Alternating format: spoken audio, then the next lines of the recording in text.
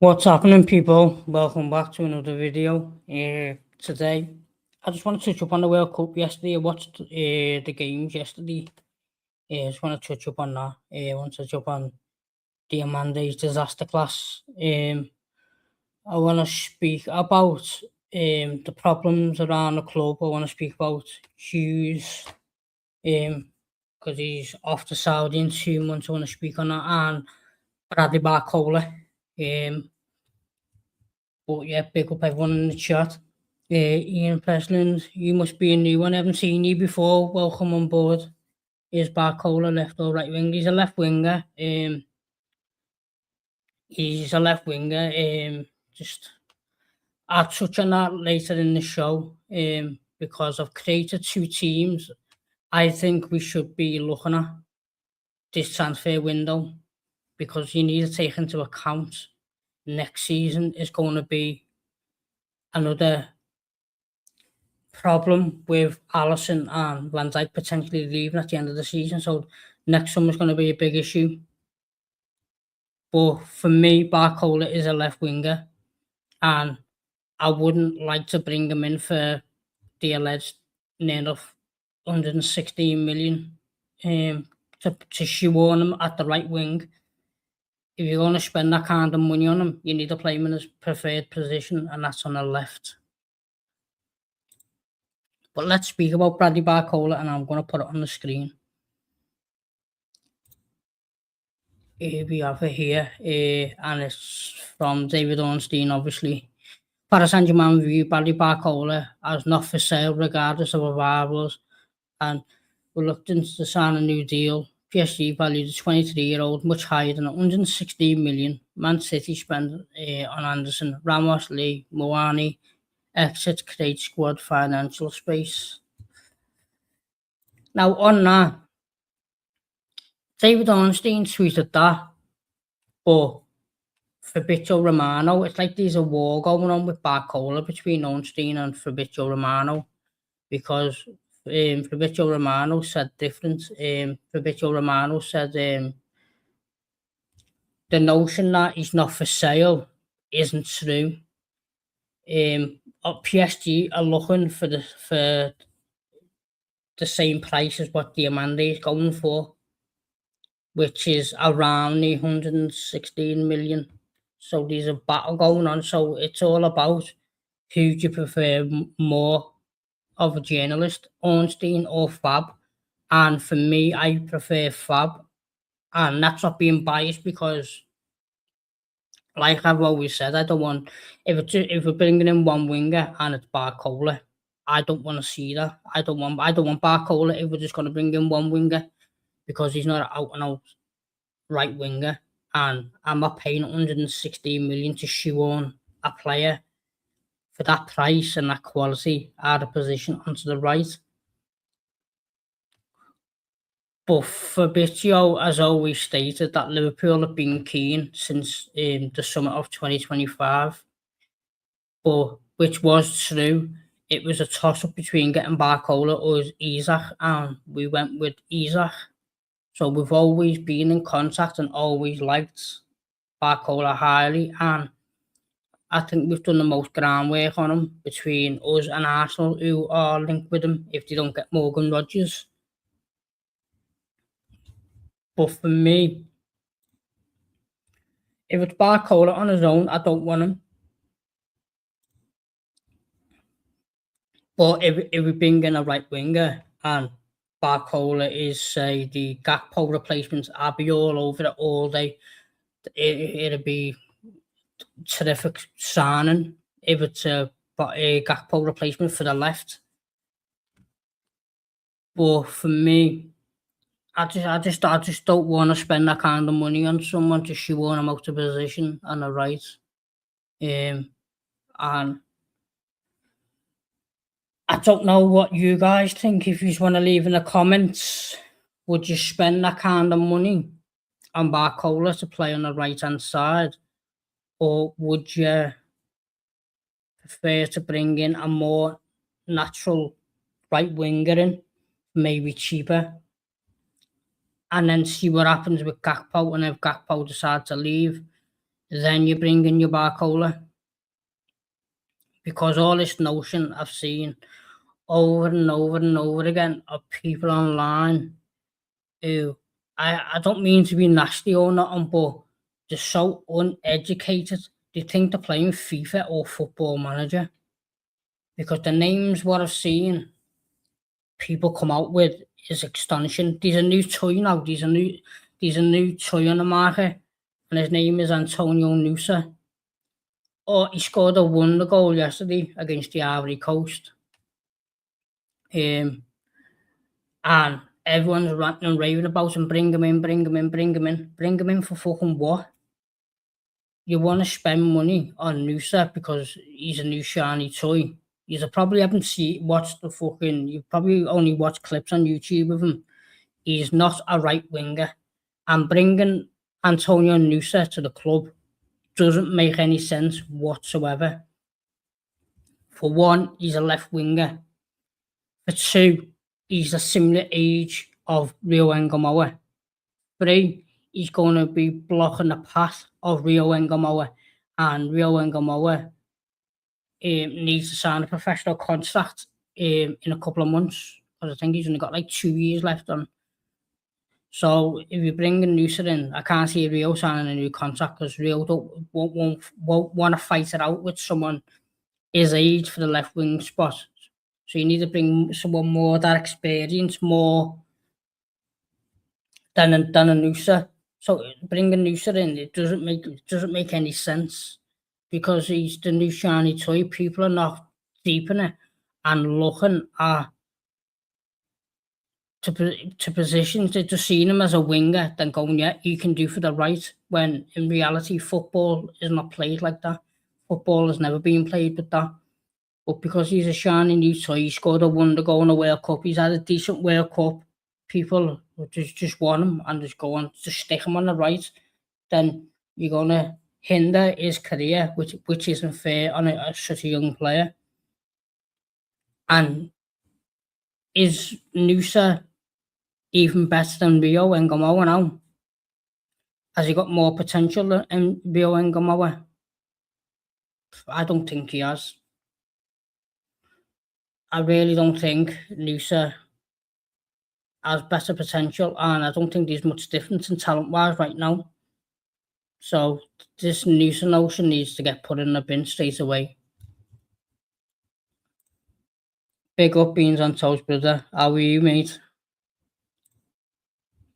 But yeah, touching on that game in the World Cup yesterday, how shit was Diamande?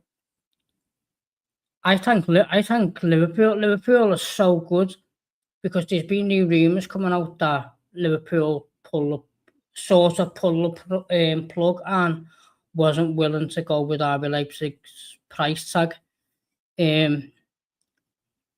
Liverpool haven't come in with a second bid. So everyone who says that Liverpool made a second bid, it's false. They didn't. They made one bid at 86 million. Obviously, it got turned down, and I think Liverpool took a step back, and then that's when Diamantes thought, "Oh yeah, I prefer to go to PSG now," because I think Liverpool have said, "Well, what? I've offered you 86 million. That's a good for a player of his talent, because we're not paying now. We're paying for the future as well as now." And when I seen him yesterday, it was like he was running on stilts. It felt like he was running with a bag of sand in his footy boots. His first touch was horrendous. I seen him one time dribbling with the ball, and it tripped over his own feet and tripped over the ball. He was absolutely horrendous, and I can see why Liverpool are not going past that £100 million mark, because he's not worth it. Yeah, I'm good, thanks. Do you think we'll sign anyone other than Munich? We have to, lad. We have to, because we've got so many gaps. And I've created 2 teams, which you might think like I'm playing FIFA or Football Manager, but if I'm just thinking the quality and players who possibly could be available if a big fee goes in. But I haven't put like Yamal and Elise in that because that's just going overboard. But I've put in players who could actually be available in the market and the team I would love to do. But I'll bring it up on the screen in a minute. Yeah, so when I was watching the Monday, then I was thinking, and then I thought to myself, I was just deep in it, I was thinking, yeah, Liverpool are not stupid. Liverpool haven't really been stupid in the market, besides obviously signing Darwin Núñez for 80 million.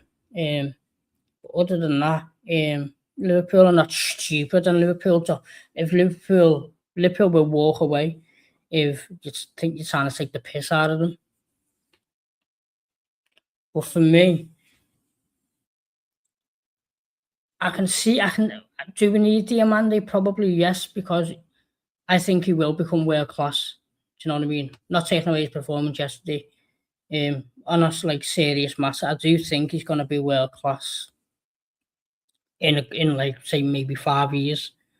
But I do understand if Liverpool have actually walked away from making a second offer because he's just not worth the 112. But Liverpool have put themselves in this situation by having 0 right wingers at the club.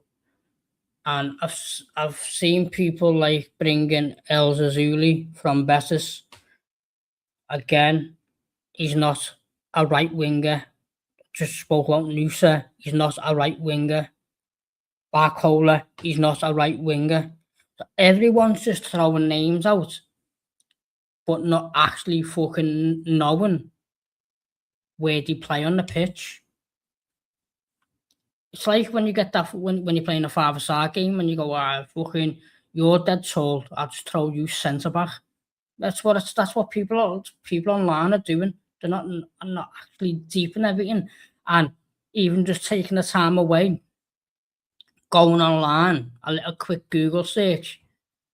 Like when I touched on my previous video yesterday, where the players we got linked with, Matthias Fernandez Pardo, he's played 5 games in his whole career at right wing. Saeed El Mala, he's literally played 0 games at right wing, and people are saying bring him in for the right wing. It's laughable. I'm gonna put it on the screen for you now. This is like the first team I created. There's 2. I'll bring one on the screen for you now. Just let me know in the comments what changes you would make, or do you think that's possible to do?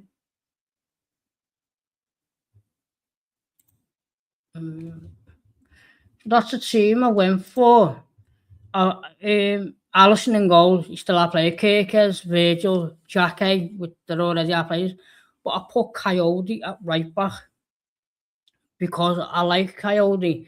He's athletic, he's tall, he's strong in one-on-one situations. He's amazing at one-on-ones with her.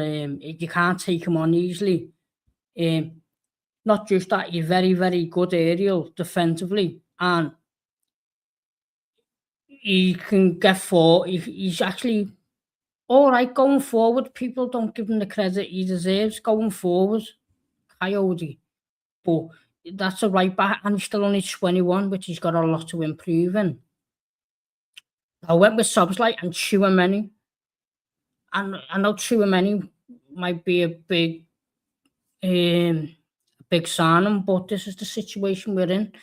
If we can get Tchouaméni for about 80, 90 million, but then sell McAllister for say 60, it's only a 20, 30 million extra you're paying to get Tchouaméni, which I think it's reasonable. We need, because Szoboszlai, I think Szoboszlai has to start. He's got 2 years left in his contract. He's got 2 years left on his contract, and he has to play if you want to offer him a new deal. If not, you're going to have to sell him now to get the highest fee for him.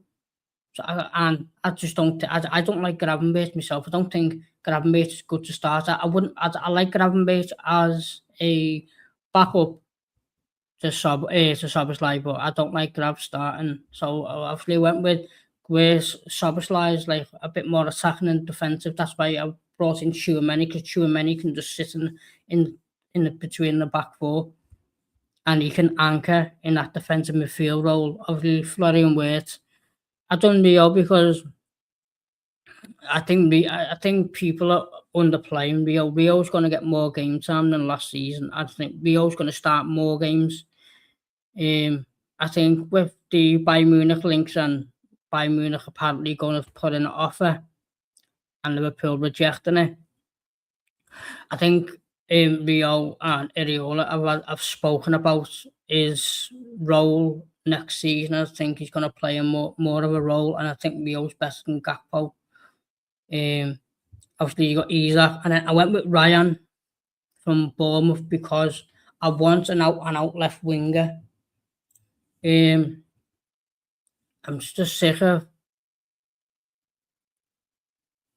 shoehorning players out of position. It doesn't make any sense. And I know these players are going to cost a lot, but Liverpool have put themselves in this situation by being pathetic and not bringing in squad players prior. There should have been a backup right winger at the club already, but there isn't any. But what do people think about that team? Would you make any changes? Is it possible Liverpool can do that this summer transfer market? And because I think that team can challenge for the title, I really, really do. And plus, if you're deeper, it's not many changes in the team. We only have to buy 3 players, and I know 2 of them are high. But if we can sell Gakpo and McAllister, that funds up a bit of money, and Curtis Jones could possibly be leaving. But if we sell Jones, that's all pure profit anyway. So, and then we could always then you look for your young signings, just go to South America or across Europe or whatever, and bring in them 30 to 40 million pound players just at such a young age. Like, anyone could have bought Ryan for 30 million in January, and now he could be going for towards 100 million. I know people saying that he's got a really close 130 million, but that's in the summer. But I think if you can offer 80 million plus RV I think Bournemouth might entertain it. I think because the size of Bournemouth, there's such, like, obviously, no disrespect them, but they are like a small club, and they've just had to rebuild the stadium to meet the European to be in Europe. So that's cost a bit of money. So I think they might just entertain it. I really, really do. And on me, I'm gonna bring in my last one, because I'm only gonna do a little 30-minute one today, people, because I don't feel well, but I have to bring you something, don't I? Let me see, is it this one? Share it for you.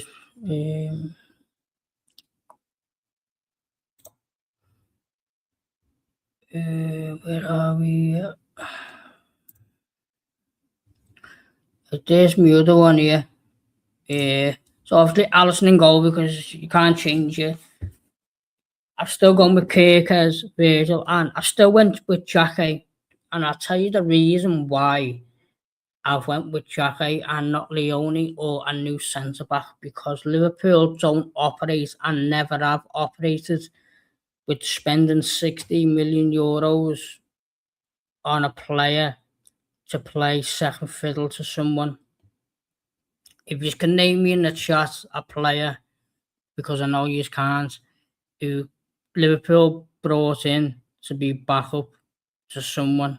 It's never happens, and that's why Liverpool have sold, because Chelsea were after them. Chelsea wants them desperately, and Liverpool have clearly and have sold them that project to.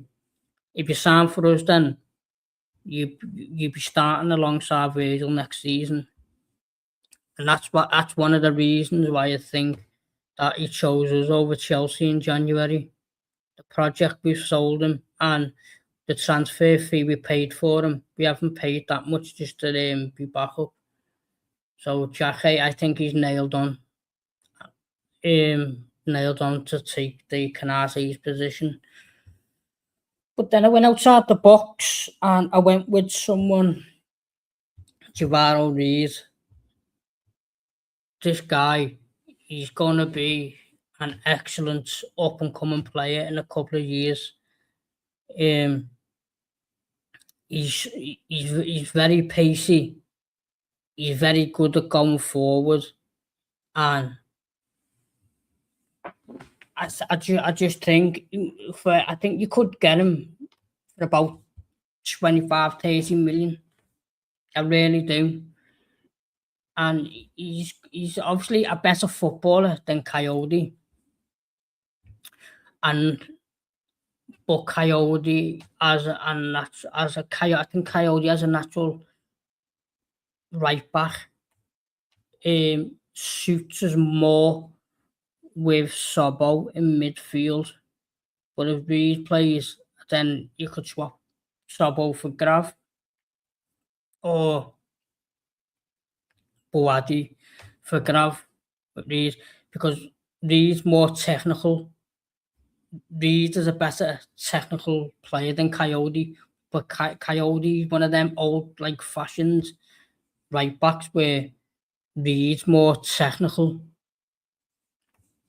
But I went with Reed because he's cheap, he's young, and Liverpool operate with a high resale value, and I do think if we can get him for, say, 25-30 million, I do think in six years' time, maybe, I think that he could, the likes of Barcelona, Bayern Munich, would all be interested in him. I really do. And then I went with Sobo. I went with Sobo again because I just think Sobo, you can't drop him. He's got 2 years left on his contract. So he has to be in the starting 11. Otherwise, you're going to have to sell Sobo this summer to get the highest value for him, because you'll be lucky to get 50 million next summer with 1 year left on his contract. So that's the catch-22 we're in with Soboslai. And he was our player of the season last year, even though it's nothing to be proud of because we were shocking. But I went with Boadi because I love Boadi. Boadi's such a phenomenal player. He's a generational talent, the same as Rio Ngamoa. Both of them are both generational talents. Boadi is going to, if Man City get Boadi, I'm going to be literally heartbroken, because this young kid is absolutely amazing. And at 18, he's shining now for Morocco in the World Cup. He had his first game against Brazil and absolutely bossed the midfield. And the experience he's got already at such a young age is mind blowing. And he had a good run in the Europa League last season. I think they got knocked out by Aston Villa. But Boadi, I've watched him now for the last 2 years. I tell you now, he is a generational talent. He is such an amazing player. And I think Leo won about 60 million for him. I tell you now, if we can get Boadi for 60 million, he's going to be signing of the season. And I guarantee you now, in the next 5 to 6 years, he's going to be worth about 200 million. Believe me, this guy is such a talent. He's got the same amount of talent as Rio Ngamoa. And then I went with Florian. Obviously, you can't swap Florian.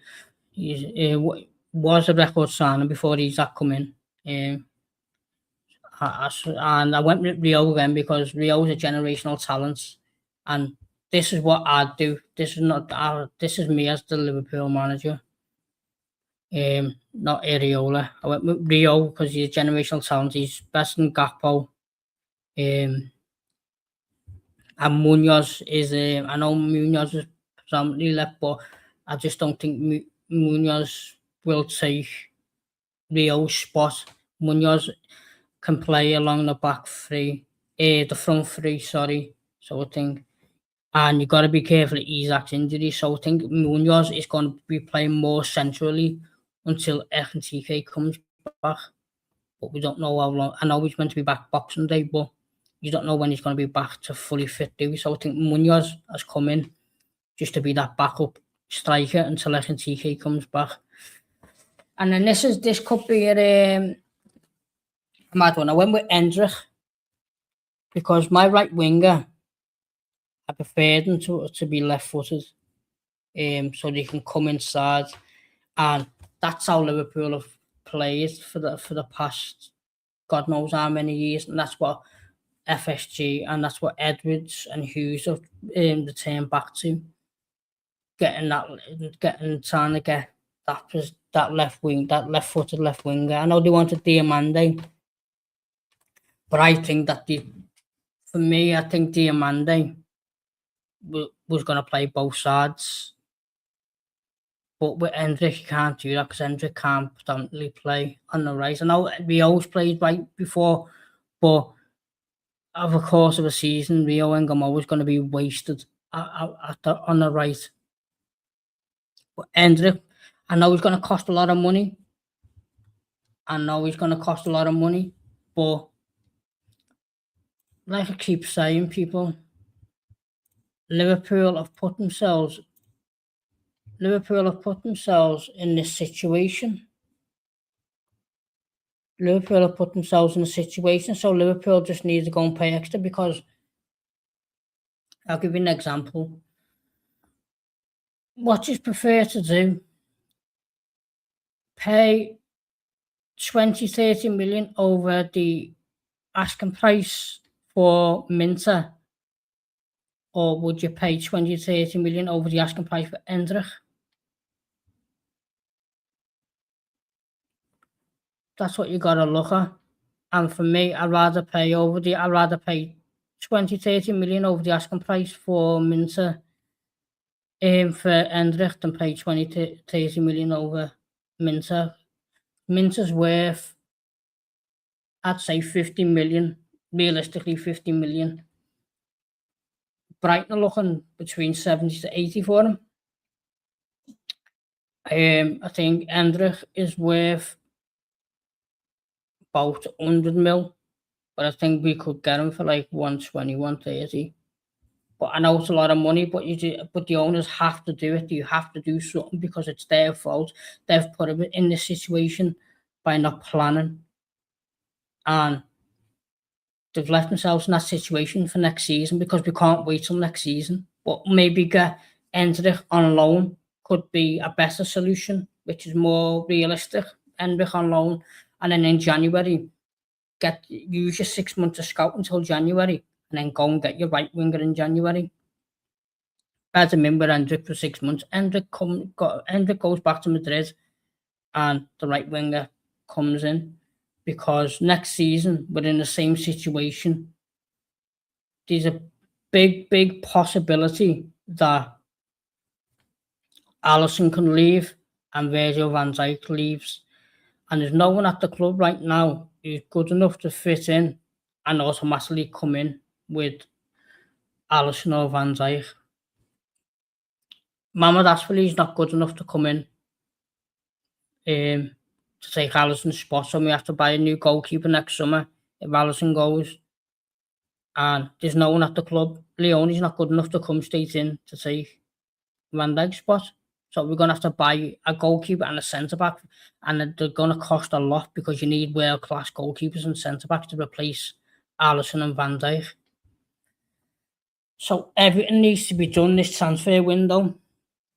We can't wait till next year because we've got a lot to do next summer.